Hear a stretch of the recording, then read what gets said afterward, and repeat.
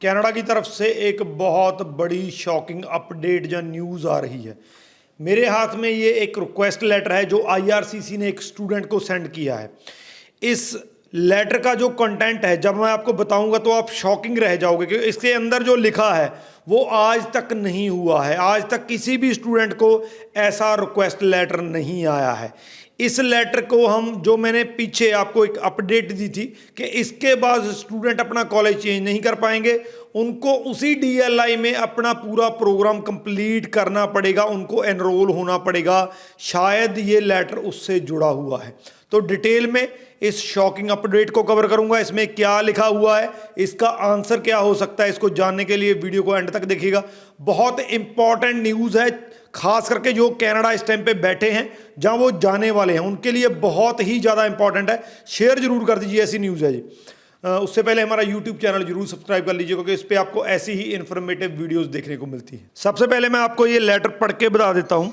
इसमें ये लिखा है कि the holder of study permit in Canada is subject to following condition. इसका मतलब ये है कि जो भी कनाडा में स्टडी परमिट पे जाता है, हालांकि वो अलग उसके काफ़ी रूल्स एंड रेगुलेशन होते हैं, लेकिन इन्होंने दो स्पेसिफिक मेंशन किए हैं कि दो चीज़ें उस पर लागू होती हैं। उसको इन जो रेगुलेशन है इनको फॉलो करना ही पड़ेगा। पहला, they shall enroll at designation learning institution and remain enrolled at designation learning institute until they complete their study। तो उनको उस डीएलआई में एडमिशन लेना पड़ेगा जिसके लिए उनको स्टडी परमिट मिला है और उसी में उनको अपनी पूरी स्टडी कंप्लीट करनी होगी। ये ऑलरेडी गैजेट में आ चुका है, मैंने अपडेट आपको दिया था।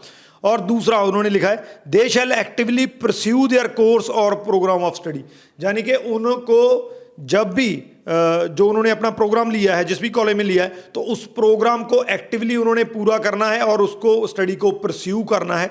ये दो कंडीशन है। जो भी स्टूडेंट कनाडा में स्टडी परमिट पे जानता है, ये दो कंडीशंस उसको फॉलो करनी होगी। अब इन दो कंडीशंस को पूरा करने के लिए कि स्टूडेंट ये कर रहा है कि नहीं कर रहा है, उन्होंने कुछ डॉक्यूमेंट मांगे हैं। कौन से डॉक्यूमेंट मांगे हैं ये देख लेते हैं। पहले उन्होंने कहा है कि formal letter from your DLI confirming your current enrolment status, यानी कि आप अपने डीएलआई या कॉलेज जिसके लिए आपको स्टडी परमिट मिला है उससे आप एक फॉर्मल लेटर लीजिए। वो आपको फॉर्मेट लेटर लिख के देंगे जहां हमको सेंड करेंगे कि ये स्टूडेंट वहां पे एनरोल है और पढ़ रहा है। और दूसरा, करंट और previous transcripts from any DLI you have attended in Canada. इसका मतलब ये है कि जो स्टूडेंट इससे पहले हो सकता है कनाडा में उन्होंने इंस्टीट्यूट चेंज किया हो, तो किसी करंट जिसमें अभी पढ़ रहे हैं या पीछे किसमें पढ़े हैं, तो उनकी ट्रांसक्रिप्ट आईआरसीसी को चाहिए। तो ये दो डॉक्यूमेंट जो है उन्होंने स्टूडेंट से मांगे हैं। अब इस चीज़ के मायने क्या हैं? इस चीज़ के मायने ये हैं, जो गैजेट के जो काफ़ी ज़्यादा वायरल भी हुई थी न्यूज़ कि आने वाले दिनों में जो आईआरसीसी है, जो कॉलेजेस के लिए भी रूल चेंज कर सकता है और स्टूडेंट्स के लिए रूल चेंज कर सकता था, उनमें दो रूल ये थे कि जो कॉलेज है उनको स्टूडेंट की एनरोलमेंट का स्टेटस क्लियर करना पड़ेगा, आईआरसीसी को बताना पड़ेगा, और जो स्टूडेंट है जिसके लिए उसको स्टडी परमिट मिला है जिस कॉलेज यूनिवर्सिटी के लिए, उसमें अपनी स्टडी कंप्लीट करनी होगी। वो विदाउट परमिशन अपना कॉलेज या यूनिवर्सिटी चेंज नहीं कर सकता है। तो ये जो लेटर है उसी से जुड़ा हुआ हो सकता है। और इसमें लास्ट में ये शॉकिंग है, इसको ध्यान से सुन लीजिए। लास्ट में लिखा है failing to provide the required documents within 21 days. 21 दिन के अंदर आप अगर ये डॉक्यूमेंट हमें प्रोवाइड नहीं करते हैं, could result in the loss of your temporary resident status in Canada। इसका मतलब ये है कि 21 दिन के अंदर अगर ये डॉक्यूमेंट हमें नहीं मिलते हैं तो आपका टीआरबी, जो आपका वीज़ा है, जो आपका स्टडी परमिट है, उसको कैंसिल किया जा सकता है। बहुत ही बड़े कॉन्सिक्वेंसेस इन चीज़ों के हो सकते हैं। तो हो सकता है वो उन्होंने अभी नोटिफिकेशन के बिना वो चीज़ लागू कर दी हो कि आपको जिस डीएलआई के लिए स्टडी परमिट दिया गया है आप उस डीएलआई में एनरोल होंगे, उसी में अपनी स्टडी कंप्लीट करेंगे। और दूसरा, जो भी स्टूडेंट वहाँ पे जाके स्टडी बीच में छोड़ के वर्क परमिट ले लेते हैं जहाँ और किसी स्टेटस पे हो जाते हैं, तो उसको रोकने के लिए भी ये चीज़ लागू की गई है।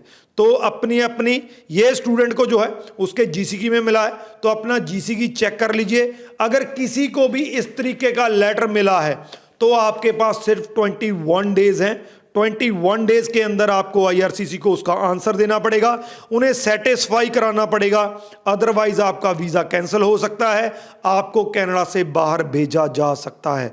मैक्सिमम टू मैक्सिमम शेयर कर दीजिए, क्योंकि ये इस टाइम की, इस अब तक की सबसे बड़ी अपडेट है।